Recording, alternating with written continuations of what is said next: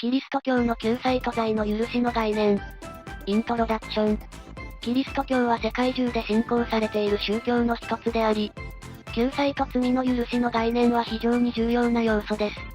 キリスト教における救済とは、人間の罪から救われることを指します。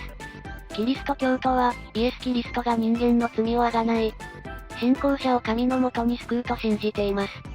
この救済の方法について詳しく知るために、ずんだもんと四国メタンが対話します。救済の意味と方法。キリスト教の救済ってどういう意味なのだ？救済は人間の罪から救われることを指すの。キリスト教ではイエス・キリストが人間の罪をあがない、信仰者を神のもとに救うと信じられているわ。なるほど、具体的な方法はあるのだ。キリスト教では信仰と祈りによって救いを得るとされているわ。イエス・キリストに信じる心を持って罪を悔い改めて神に祈り求めることで救済を受けることができるの。キリスト教の救済は信仰と祈りの結果で個人の心の変化を通じてなされるものなの。信じる心を持って罪を悔い改めて神に祈り求めることで個人は救済を受けることができるの。罪の許しと悔い改め。罪の許しについて教えてほしいのだ。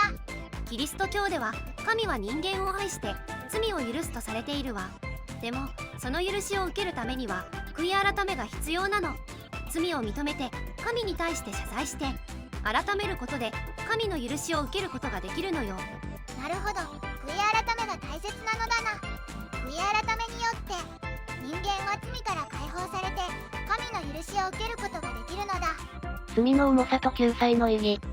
罪の重さと救済の意義について教えてほしいのだ。キリスト教では人間の罪は重いものとされているわ。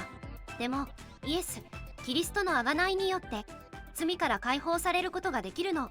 この救済の意義は人間が神との関係を回復して永遠の命を得ることなの。なるほど、罪から解放されることが救済の意義なのだな。イエス・キリストの贖いによって人間は罪の重さから解放されて神との関係を回復することができるのだ。まとめ。救済は、イエス・キリストに信じる心を持ち、神への祈りと悔い改めによって得られます。罪の許しは、悔い改めを通じて神の許しを受けることができます。この救済の意義は、人間が神との関係を回復し、永遠の命を得ることです。キリスト教の救済と罪の許しについて深く探求することは、信仰者にとって重要な童貞です。今日の動画はここまで。最後まで見てくれてありがとうございました。このチャンネルでは宗教にまつわる情報を5分以内の短くまとめた動画を毎日投稿中。